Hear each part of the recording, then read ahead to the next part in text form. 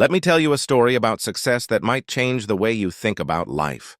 You know, we often hear about successful people who seem to have it all figured out from the start, but that's rarely the truth.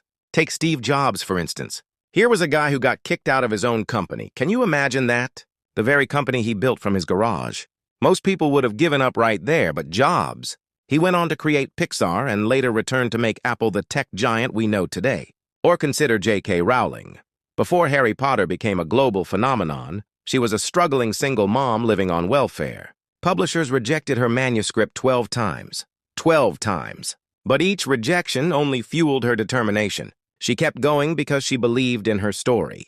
You see, what these success stories teach us isn't about having some magical formula. It's about persistence. It's about getting knocked down 7 times and standing up 8. Every successful person I've studied has one thing in common. They failed their way to success. Think about Sarah Blakely, the founder of Spanx. As a child, her father would ask her every week, "What did you fail at this week?" He celebrated her failures because each one meant she was trying something new, pushing her boundaries. Today, she's a self-made billionaire. Here's what I've learned. Success isn't a straight line. It's more like a messy scribble with loops, backtracking, and unexpected turns. The people we admire today weren't overnight successes.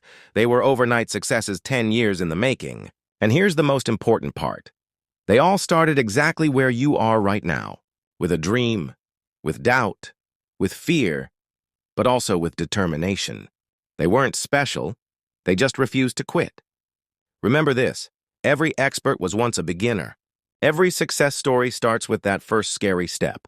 The question isn't whether you'll face obstacles, you will. The question is, will you let them stop you or will you use them as stepping stones? Your success story is waiting to be written, and it starts with understanding that failure isn't the opposite of success. It's part of success. Every setback is setting you up for a comeback. Every no is bringing you closer to a yes. So what's your story going to be? Because the only difference between a success story and an unfinished dream is that someone decided to keep going, even when it felt impossible. Especially when it felt impossible. Start writing your success story today. The world is waiting to hear it.